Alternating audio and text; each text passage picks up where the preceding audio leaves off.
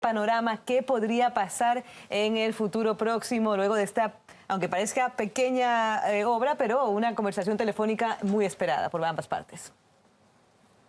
Bueno, efectivamente, el que dos dirigentes de países claves en este momento, como Rusia y Estados Unidos, hablen, simplemente el que hablen ya es un avance con respecto a la situación anterior e implica que Donald Trump, por lo menos puede estar abierto a soluciones distintas si comparamos esta posición con respecto a la de los dirigentes norteamericanos anteriores, con posiciones claramente belicistas como única solución. Es interesante que hayan hablado también, aunque no se esté mencionando mucho, de Oriente Medio, porque la posición de Estados Unidos sí necesita un cierto contrapeso y el que estén hablando de este tema con Rusia, yo creo que es en sí mismo importante. Sobre el tema de Ucrania, yo creo que, yendo al fondo de la cuestión, claro, la clave de la que el equipo de Donald Trump se ha ido dando cuenta, yo creo que durante estas semanas con toda claridad, es que desde un punto de vista militar Rusia tiene ganada la guerra. Estamos no en una guerra territorial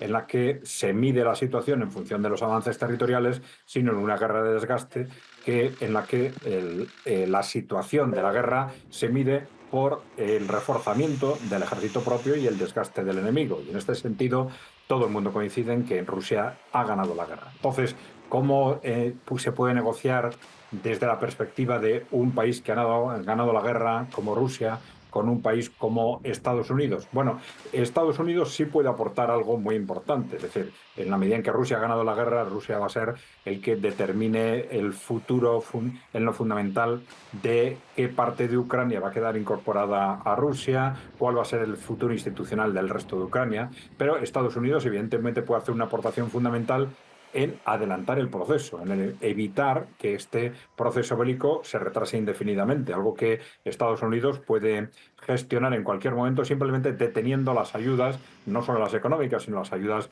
militares, las conexiones vía satélite, el sistema Starlink, etcétera, de los cuales depende el ejército ucraniano de forma absoluta desde el comienzo de la guerra, ¿no? Con lo cual, evidentemente, posibilidades existen.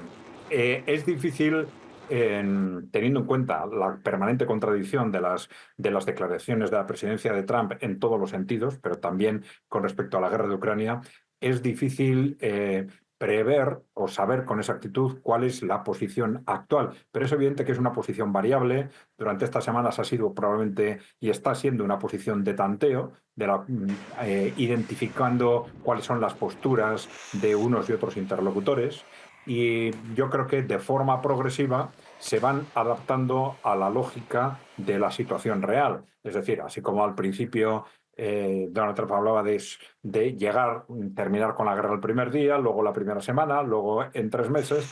Bueno, al final está claro que lo que se va a desprender del acuerdo fundamentalmente va a ser esto, ¿no? Es decir, independientemente del reconocimiento de hecho, aunque no se diga formalmente, de que Rusia tiene ganada la guerra y, por supuesto, tal como ya se ha empezado a atisbar en esta conversación, la negociación entre ambas partes, y esto es importante, de ese futuro de seguridad estratégica de Europa, ¿eh? De Europa en su conjunto, que va mucho más allá de Ucrania y que es necesario para estabilizar la situación del continente a partir de la finalización de este conflicto. Yo creo que la clave fundamental va a estar ahí, por un lado, y por otro lado, en qué medida, como he dicho, Estados Unidos se implica adelantando el proceso simplemente con la retirada de las ayudas, no, ya digo, no solo económicas, sino fundamentalmente de carácter militar.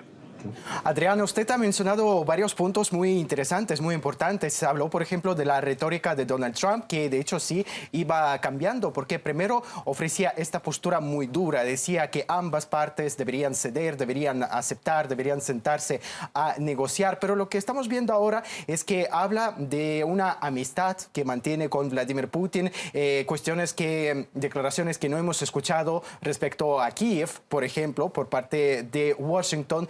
Pero también curioso dónde queda aquí la Unión Europea, Europa en general, porque ellos lo tienen claro, ellos eligieron el lado ucraniano, pero Donald Trump al parecer está presionando ahora a Kiev porque quiere sus recursos y está llamando amigo a Vladimir Putin. ¿Dónde queda la Unión Europea en este contexto? Bueno, desde luego la Unión Europea en su conjunto está en una situación muy difícil en la que todavía hay países como quizás el Reino Unido, Francia, Polonia, países bálticos, en los que todavía con una posición tremendamente agresiva, que todavía mantienen la esperanza de generar de una forma u otra una escalada que obligue a Estados Unidos a arrastrarse, a ser que arrastre a Estados Unidos a un conflicto bélico directo con Rusia. Es una esperanza que yo creo que se está desvaneciendo de semana en semana, pero que como consecuencia de la situación de pánico en la que están estas potencias occidentales, pues bueno, nos sitúa en un contexto todavía de cierto peligro en esa dirección que tenemos que tener en cuenta, ¿no? Pero desde luego las potencias de Europa Occidental, digamos, la parte europea de la OTAN, no tiene en absoluto capacidad militar de enfrentarse a Rusia, no tiene capacidad por sí misma de mantener esa posición belicista que han mantenido hasta ahora, y ya su única esperanza sería que dentro de esas contradicciones y vaivenes de la administración Trump y del entorno que rodea esa administración, del conjunto, digamos, de los poderes fácticos norteamericanos, pues que se consiga presionar a Donald Trump en una posición más belicista. Pero bueno, todo parece indicar que poco a poco las cosas se van moviendo en la dirección correcta. Poco a poco se van moviendo. Muchísimas gracias, Adrián, por su tiempo y análisis. Gracias a ti.